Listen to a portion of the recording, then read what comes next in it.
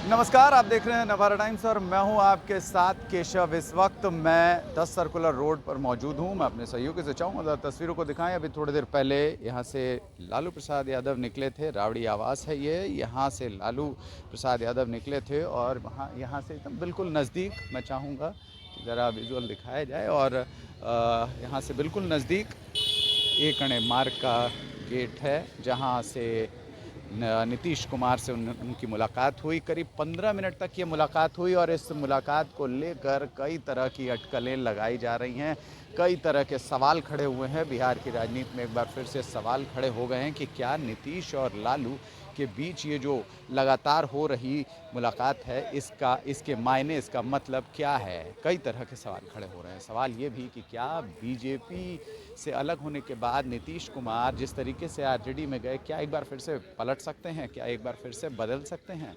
क्योंकि नीतीश कुमार जो हैं, हाल के दिनों में देखा गया है कि उनकी नज़दीकियां बीजेपी से नज़दीकियां बढ़ती हुई नज़र आई हैं। कई एक मौके देखने को मिले हैं, कई एक मौके सामने आए हैं जब नीतीश कुमार बीजेपी के करीब जाते हुए नज़र आए हैं। चाहे दीनदयाल जयंती, अभी हाल की बात कर लें तो दीनदयाल उपाध्याय की जो जयंती मनाई गई उसमें नीतीश कुमार उस जयंती में शामिल हुए। हालांकि तेजस्वी यादव भी इस समारोह में शामिल हुए थे, सरकारी कार्यक्रम था। लेकिन इससे पहले रामनाथ कोविंद जो पूर्व राष्ट्रपति थे, उन वो आए थे यहाँ कार्यक्रम में हिस्सा लेने, भाग लेने। राजभवन में उनकी अच्छी खासी मुलाकात हुई। उससे पहले अगर बात करें तो कई सारे महत्वपूर्ण एजेंडे थे, कई सारे सवाल थे जिसमें नीतीश जो हैं वो बीजेपी की आइडियोलॉजी और उनकी भाषा कहीं ना कहीं बोलते हुए नज़र आए। अगर बात की जाए महिला आरक्षण बिल जो पेश किया गया, उसमें सीधे तौर पर उन्होंने समर्थन किया। वहीं आरजेडी इसका दबे स्वर में विरोध करती हुई नजर आई। बाद में नीतीश कुमार ने उनकी बातों को भी साधने के लिए उनकी लाइन को भी अपने स्टेटमेंट में शामिल किया। वहीं अगर बात करें जिस तरीके से देश भर के कई पत्रकारों को, कई मीडिया संस्थानों को और उनके एंकर्स को बैन किया गया था, उसमें इंडिया गठबंधन की तरफ से जिस तरीके से उन्हें सवालों के घेरे में लिया गया, उसके बाद जो है नीतीश कुमार का स्टैंड बिल्कुल क्लियर था। उन्होंने साफ तौर पर यह कहा कि वो मीडिया की स्वच्छंदता, आज़ादी के साथ हैं।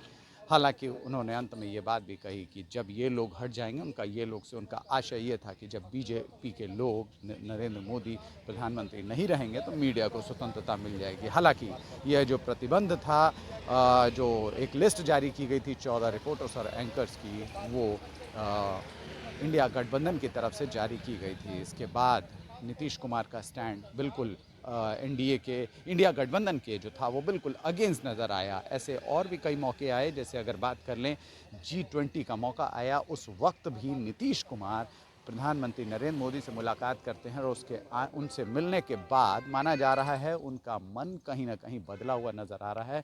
उनके अंदर जो है एक बार फिर से जो है बीजेपी के प्रति सॉफ्ट कॉर्नर जो है वो डेवलप होता हुआ नज़र आया है। हाल के दिनों में अगर देखा जाए तो नीतीश कुमार के इस पूरे प्रकरण को लेकर कई तरह की चर्चाएं चली, सवाल उठे, जिस पर तमाम मंत्रियों, विधायकों और नेताओं से एनबीटी ने बात की। और इसके बाद बीजेपी की तरफ से के जो पूर्व डिप्टी सीएम हैं सुशील कुमार मोदी, उन्होंने ये कहा कि वो बीजेपी में किसी भी कीमत पर वो नहीं उन्हें अपने साथ शामिल करेंगे।